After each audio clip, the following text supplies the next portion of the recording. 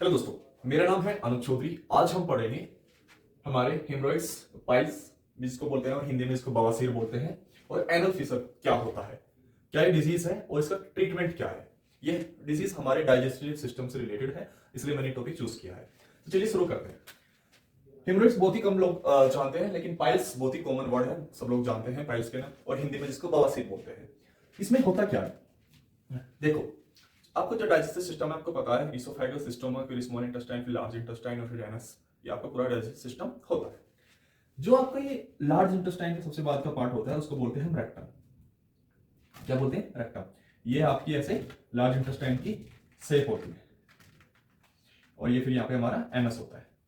यहाँ से आप जो आपका जो वेस्ट प्रोडक्ट होता है, ठीक है, बाहर निकल जाता है आपकी बॉडी से। तो जो ये यहाँ पे हमारा ये रेक्टम रीजन है, ठीक है, रेक्टम रीजन जो ये होता है हमारा, अगर इसकी जो, और यहाँ पे इसमें वेन्स भी होती है, वेन होती है, इसमें ब्लड होता है, ठीक है, वेन। अगर हमारे रेक्टम में स्वेलिंग हो जाए, ठीक है, और हमारी वेन में भी यानी कि स्वेलिंग हो जाए, जिसकी वजह से क्या होता है, हमारा ये यहाँ पे भी हो सकता है, एनस रीजन में भी हो सकता है, ठीक है। जब वहां पे बहुत स्वेलिंग हो जाएगी और जो आपका जो वेस्ट आ रहा है, ठीक है, वो बहुत ही ड्राई आ रहा है, तो उसकी वजह से यहाँ पे इरिटेशन भी होगा। क्या होगा? इरिटेशन होगा तो पेन भी होगा। पेन, इरिटेशन और स्वेलिंग हो गई है वहां पे, ठीक है, जिसकी वजह से आपको ओवरऑल क्या हो जाएगा, डिस्कंफर्ट होगा बहुत ज्यादा। और अगर बहुत ज्यादा प्रॉब्लम हो रही है, ठीक है, तो आपको फिर ब्लीडिंग भी हो सकती है। ब्लीडिंग आपके स्टूल में दिख जाएगी, जो आप यहाँ पे स्टूल आपको बाहर निकल रहा है उसमें आपको ब्लीडिंग आएगी, आपको पता चल जाएगा कि मुझे यहाँ पे ब्लीडिंग हो रही है। तो ये सारी प्रॉब्लम हो जाती है, इरिटेशन होगी, पेन होगा, डिस्कंफर्ट होगा, ज्यादा प्रॉब्लम है तो ब्लीडिंग भी हो सकती है और स्वेलिंग भी हो जाएगी। इसी कंडीशन को हम पाइल्स बोलते हैं, ठीक है। जब ये हमारा जो एनस रीजन है, मैं इसको अलग से यहाँ बना देता हूँ, जब हमारे एनस रीजन है, अगर इसमें हल्की सी एक लाइनिंग आ जाए, थ्रेड जिसको हम बोलते हैं, वो आ जाए, लाइनिंग अगर यहाँ पे आ जाती है हमारी, तो उससे क्या होता है, उससे और ज्यादा पेन होगा, और ज्यादा ब्लीडिंग होगी, और ज्यादा डिस्कंफर्ट होगा, ठीक है, ये सारी प्रॉब्लम उसमें भी होगी। उस कंडीशन में हम बोल देते हैं एनल फिशर, ठीक है। ये कब होता है? ये आपको जब होगा जब आपका जो स्टूल आ रहा है ना, ठीक है, वो बहुत ही ड्राई है, और उसका अगर साइज बहुत ज्यादा बड़ा है, ठीक है, ड्राई है और उसका साइज बहुत बड़ा है, तो उसको जब आप प्रेशर अप्लाई कर रहे हैं, आपको बहुत ज्यादा प्रेशर अप्लाई करते वक्त जब वो बाहर निकल रहा है, उस टाइम पे वहां पे एक लाइनिंग हो जाती है, ठीक है, उसी लाइनिंग की वजह से हमारी ब्लीडिंग हो जाती है, और उसी कंडीशन को हम क्या बोलते हैं, एनल फिशर बोलते हैं, ठीक है। तो ये जो स्वेलिंग है, जो लाइनिंग है, ये पेन, इरिटेशन, ये डिस्कंफर्ट हो रहा है, और ये जो ब्लीडिंग हो रही है, ये होता क्यों है, उसका ट्रीटमेंट क्या है, ठीक है। एक इसका होने का रीजन क्या है कि आप जो खाना खा रहे हैं दिन में, लेकिन आप सफिशिएंट अमाउंट में पानी नहीं पी रहे, तो हमेशा आपको लिक्विड यानी कि फ्लूइड आपको सफिशिएंट अमाउंट में, यानी कि सबसे आसान है कि आपको वाटर बहुत जरूरी लेना है। अगर आपको इनमें से कोई भी समस्या है, तो ये मैं नॉर्मल जो आप खुद से कर सकते हैं ट्रीटमेंट, वो बता रहा हूँ। आपको प्लेंटी ऑफ वाटर जरूर पीना है। जब आप पानी पिएंगे उससे क्या होगा, जो मैंने बताया ना यहाँ पे, कि अगर वो ड्राई है तो आपके स्टूल की ड्राइनेस खत्म हो जाएगी। ड्राइनेस खत्म हो जाएगी तो उससे क्या होगा, वो बहुत इजीली से स्मूथली पास आउट हो जाएगा आपकी बॉडी से, और आपको ये जो लाइनिंग वाली प्रॉब्लम थी नहीं होगा। और अगर प्रेशर अप्लाई करते हो जो आपको डिस्कंफर्ट हो रहा वो भी नहीं होगा, ठीक है। तो आपको सफिशिएंट अमाउंट में पानी पीना चाहिए। साथ ही हमें ऐसे फल फ्रूट खाने चाहिए जिसमें फाइबर होता है। ये फाइबर डाइटरी इंटेक क्या होता है, देखो ये वो होते हैं जो हमारे बॉडी में सच कुछ पचते नहीं है, हमारी बॉडी से बाहर निकल जाते हैं। फायदा क्या है इनका? इस फाइबर का ये फायदा है कि जो आपका स्टूल बन रहा है उसका अमाउंट को बढ़ा देता है और उसको सॉफ्ट भी रखेगा। जब वो अमाउंट बढ़ा देगा तो आपको कब्ज यानी कॉन्स्टिपेशन नहीं होगा, ठीक है, और ड्राइनेस भी नहीं आएगी उसमें, तो वो आसानी से सफिशिएंट अमाउंट में बनेगा और आसानी से रेगुलर टाइम पे बाहर निकलता रहेगा। तो ये हमारे फाइबर का हमारी बेनिफिट होता है, फाइबर डाइट इंटेक का।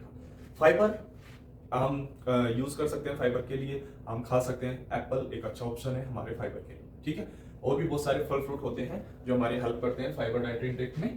तो ज्यादातर हमारी जैसे सब्जियां, ठीक है, या फल फ्रूट वो आते हैं। एक कंप्लीट लिस्ट है फाइबर डाइटरी इंटेक की, वो आप देख सकते हैं। अगर आपको इनसे कोई प्रॉब्लम हो रही है तो वो आपको ज्यादा खानी चाहिए। तो आपका एक पानी हो गया और एक फाइबर डाइटरी इंटेक हो गया।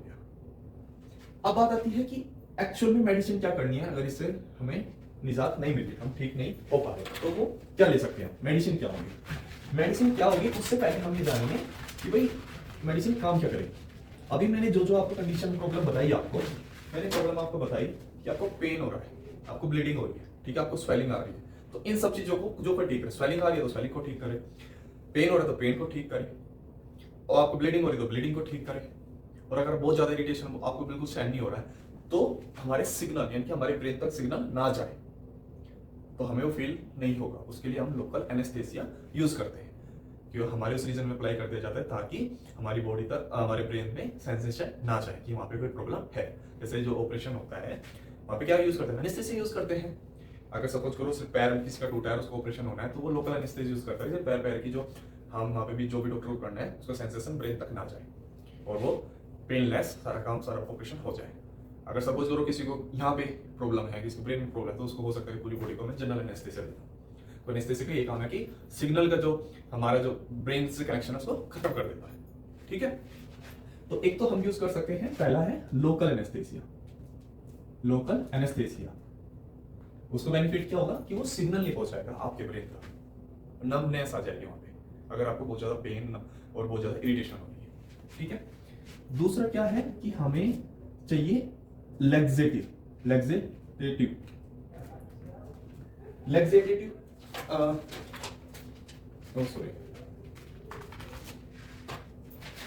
लेग्जेटिव, ये क्या काम करेंगे, अगर आपको कब्ज हो रही है, कॉन्स्टिपेशन हो रहा है और आपका जो आपका स्टूल है वो सफिशिएंट अमाउंट में नहीं बन पा रहा है और बन रहा है तो उसमें बहुत ड्राइनेस है, तो जब बाहर निकल रहा है उसमें बहुत प्रेशर अप्लाई करना पड़ रहा है, जिसकी वजह से आपको पेन, इरिटेशन या वो लाइनिंग वाली प्रॉब्लम हो सकती है, एनल फीसर। उन प्रॉब्लम से बचने के लिए हम लैक्सेटिव ड्रग्स का यूज करते हैं ताकि हमारा जो कॉन्स्टिपेशन है वो ना हो, और अगर हुआ है तो वो ठीक हो जाए, ताकि हमारा जो स्टूल है वो स्मूथली पास आउट हमारी बॉडी से हो जाए। थर्ड हम जो यूज करते हैं हमारे कोर्टिकोस्टेरॉइड, कोर्टिकोस्टेरॉइड्स। इसका एग्जांपल होता है हमारा हाइड्रोकोर्टिसोन। ये क्या काम करते हैं, ये आपकी स्वेलिंग को दूर करती है, हाइड्रोकोर्टिसोन। अगर आपको बहुत ज्यादा स्वेलिंग आ रखी है ना रेक्टम में, ठीक है, तो लार्ज इंटेस्टाइन का सबसे बाद का पार्ट होता है एनस रीजन में, तो वहां की स्वेलिंग को ठीक कर देता है, तो ये स्वेलिंग के लिए काम यूज करते हैं। फोर्थ जो हम यूज करते हैं हमारा सूथिंग एंड एस्ट्रीजेंट एजेंट। ये क्या काम करते हैं, ये आपके स्टूल को स्मूथ कर देते हैं, ठीक है। ब्लड जो अननेसेसरी आपका आ रहा है, ब्लीडिंग को कम कर देंगे, स्वेलिंग को कम कर देंगे, आपका जो क्या बोलते हैं स्टूल है उसको भी सॉफ्ट करने में हेल्प करेंगे। तो इसका जो आपका एग्जांपल होता है हमारा ये होता है हमारा एल्यूमिनियम बिस्मुथ ना एसीटेट, और सेकंड हमारा एग्जांपल होता है बिस्मुथ। थर्ड हमारा एग्जांपल होता है पीरू बाल्सम, और फोर्थ हमारा एग्जांपल होता है जिंक ऑक्साइड।